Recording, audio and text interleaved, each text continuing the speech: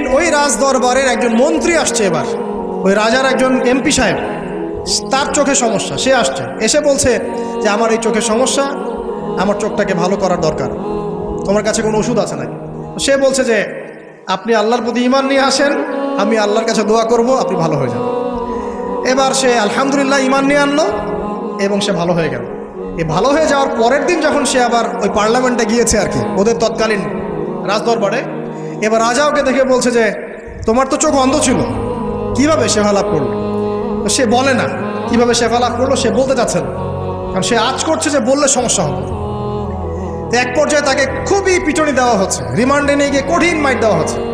এক পর্যায়ে সে মারের যন্ত্রণা সহ্য করতে না পারে বলে ফেললো যে ওই বাচ্চা, তার কাছে গিয়ে আমি আরোগ্য লাভ করেছি এবং সে আমাকে বলেছে যে তার রবের প্রতি ঈমান নিয়ে আসতে, তাহলে আমি শেফা লাভ করব। এই বাচ্চা এখন বলছে ফেরাউনের মতো যে আয়না রব্বুকুমুল আ'লা, আমি তো তোমাদের রব। নমরুদের মতো আমি তো তোমাদের রব, ঠিক আছে, আমি ছাড়া তোমাদের কে রব আছে? আমি তো জানি না যে আমি ছাড়া তোমাদের কোনো ইলাহ আছে। এবার এই লোকটাকে হত্যা করা হলো, এই এমপি সাহেবকে হত্যা করা হলো, বিকজ সে ঈমান নিয়ে আসে। এবার সেই বালককে ডেকে আনা হচ্ছে, বলা হচ্ছে বলো তুমি নাকি তোমার রবের নাম দিয়ে মানুষের ট্রিটমেন্ট করা শুরু করেছো?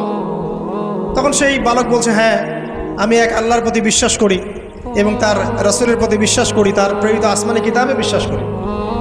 এখন রাজা বলছে আমি ছাড়া তোমাদের কোনো ইলাহ আছে আমি তো জানি না। এই সৈন্যবাহিনী শোনো, এই বালককে ধরো, ধরে নিয়ে গিয়ে উঁচু পাহাড়ে নিয়ে যাও, ওখান থেকে ফেলে দাও। কথা বুঝতে পারছেন? এবার তাকে নিয়ে যাওয়া হলো, ক্রস ফায়ার দেওয়া হবে, এবার উপরে নেওয়া হয়েছে একদম পাহাড়ের উপরে। এবার ওই বালক উপরে উঠে একটা দোয়া করছে, এই দোয়াটা সবাই শিখে নেন। ওই বালক উপরে উঠে দোয়া করছে আল্লাহুম্মা কফিনিহিম বিমা শি'তা, আল্লাহুম্মা কফিনিহিম বিমা শি'তা, আল্লাহুম্মা কফিনিহিম বিমা শি'তা। পাহাড় থরথর করে কাঁপা শুরু করলো এবং ওই সৈন্যবাহিনী পাহাড় থেকে পড়ে গেল, বালকের কিচ্ছু হলো না। আমি কিন্তু বানোয়াট কোনো গল্প বলছি না, এটা কোরআন থেকে বলছি এবং এটা তাফসির, আপনি যে কোনো তাফসির পড়েন, মারিফুল কোরআন, তাফসির ইবনে কাসির, জালালাইন পড়ে দেখেন, পড়ে দেখেন, আমার সাথে ডিবেট করার আগে। এবার সে বালক হেঁটে হেঁটে চলে আসলো রাজদরবারে। আবার কি ব্যাপার, তুমি মরো নাই? না, আল্লাহ আমাকে বাঁচিয়েছেন, আমার রব আমাকে বাঁচিয়েছেন।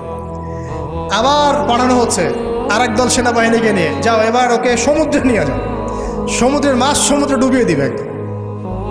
আবার সে ওখানে গিয়ে বলল আল্লাহুম্মা কফিনিহিম বিমা শি'তা, হে আল্লাহ, অর্থ হচ্ছে হে আল্লাহ, আমার বিপক্ষে যারা আছে আপনি যা দিয়ে ইচ্ছা ওদের বিরুদ্ধে আমাকে সাহায্য করেন। এবার ওই সমুদ্র উত্তাল হওয়া শুরু করলো এবং ওরা জাহাজ থেকে পড়ে গেল। এই বাচ্চা সেফলি আবার চলে আসলো রাজদরবারে। বিশ্বাস করছেন না? চলে আসলো। এবার আসার পরে বলছে শোনেন, আমাকে এভাবে মারতে পারবেন না, আমাকে এইভাবে মারা যাবে না, আমি আপনাদেরকে বলে দিচ্ছি কিভাবে আপনি আমাকে মারতে পারবেন। তো বাচ্চা বলছে কিভাবে মারতে পারবো বলো?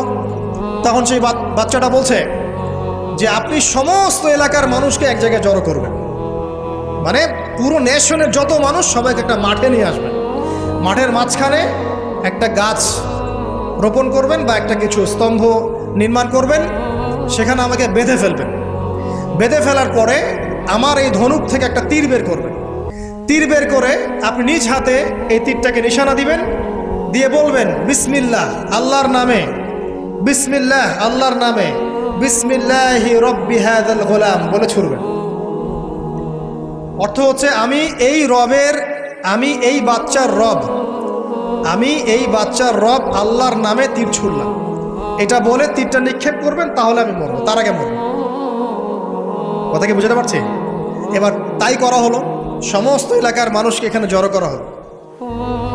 কথাটা ভালো করে বোঝেন, সমস্ত এলাকার মানুষ মানে কি? ওই এলাকার সব মানুষ, মানে মুমিন কাফের যে আছে সবগুলাকে একত্রিত করা হলো। করার পরে বাচ্চাটাকে এভাবে একটা জায়গায় বেঁধে দেওয়া হয়েছে, খেজুর গাছে, তাফসিরে এসেছে খেজুর গাছে।